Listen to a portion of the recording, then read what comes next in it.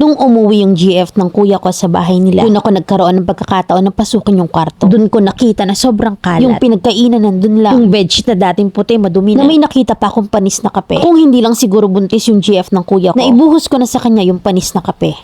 Yung kuya ko may GF. Umuwi ako sa amin tapos pagka-uwi ko, may nakita akong babae sa bahay. Tinanong ko muna si Papa at ang sabi niya sa akin, hindi niya daw kilala. At nang tinanong ko si kuya, ang sabi niya kaibigan niya lang daw. Pero nagtaka na ako kasi wala namang iniuuwi si kuya at magkatabi na rin silang matulog. Hanggang sa January this year ay nalaman lang namin na buntis na yung girlfriend ng kuya ko. Stay sila sa bahay at tanggap naman ang angka namin. Hanggang sa ilang buwan lang ang nakalipas ay napansin ng tita namin yung ugali ng babae. Na kapag nag-aaway sila ng kuya ko at ng girlfriend niya ay grabing magbitaw ng salita yung babae. Marami ring nakikita ang tita ko at ang papa ko na ayaw sa ugali ng babae. GF kasi ng kuya ko hindi siya nagsasalita. Hindi rin siya nalabas ng kwarto. Nung una okay lang naman yun kasi baka naman naiilang siya. Na yung kuya ko kasi nag-work siya every Monday to Saturday. At yung papa ko naman busy sa farm. At nagbo-boarding naman ako. GF lang ng kuya ko yung naiiwan sa bahay. Na may nasasagap pa akong chismis tungkol sa GF ng kuya ko na kesyo tamad. Pero hindi ko yun pinapansin. Hanggang sa nagbakasyon na ng school ay umuwi ako sa bahay namin at dun ko nakita yung bahay namin na parang walang nakatirang tao. Pagkapasok ko sa bahay, tumambad sa akin ng sobrang dumi. Sa lababo, nandun pa yung pinagkainan na hindi pa nahuhugasan. Andun din yung basurang nakaimbak lang at yung mga panis sa pagkain sa kaldero. Yung napkin din na ginamit ng GF ng kuya ko nung bago pa namin nalaman na buntis siya ay nandun pa rin hanggang ngayon. Na hindi rin sila sumasabay sa pagkain. Na kapag inaaya na sila ni Papa para kumain ay pinapauna na lang nila. Kapag tapos ng kumain si Papa ay saka lang sila kakain. Tapos ang ulam nila karne. Na ang kinakainis ko pa hindi man lang nila niyayaya si Papang kumain. Na nakakapagmeryenda pa sila na hindi man lang inaaya si Papa kahit na nasa iisang bahay lang sila. Na naging ganyan yung sitwasyon sa bahay habang wala ako at nagdesisyon si Papa na magpatayo na lang ng kubo sa farm at doon na lang siya nakatira ngayon. Naiinis ako nun sa kuya ko at sa girlfriend niya pero hinahayaan ko na lang. Hanggang sa nasira ng GF ni kuya yung phone niya kasi nga nag-away sila. Kaya't binigay ko kay kuya yung phone ko para may magamit siya. At noong sumunod na uwi ko sa amin, nalaman ko na bago pa lang pala maging sila ng kuya ko, inamin ng kuya ko sa girlfriend niya na no read no write siya. Nalaman ko rin na sinasabihan pala siya ng mga bad words. At pag nag-aaway sila umaabot sa pisikalan. Doon na ako sobrang nainis sa girlfriend ng kuya ko tapos nalaman ko pa na yung cellphone na binigay ko kay kuya, yung GF ng kuya ko yung gumagamit. One time umuwi yung kuya ng girlfriend ko sa bahay nila at doon ako nagkaroon ng pagkakataon na pasukin yung kwarto. Alam kong mali na pasukin na lang pero nung pumasok ako ay doon ko nakita na sobrang kalat. Yung mga damit hindi niya tinutupi. Yung mga pinagkainan niya nandun lang. Sobrang kalat din ang ilalim ng kama at ultimong bedsheet ay hindi na pinapalitan. Na dating puti na ngayon ay sobrang dumi na. At may nakita pa akong panis na kape. Na siguro kung hindi lang sana buntis yung GF ng kuya ko, ay naibuhos ko na yun sa kanya sa lahat ng galit ko. Gusto ko lang sanang humingi ng advice, Mami Lynn. Letter sender, Rochelle.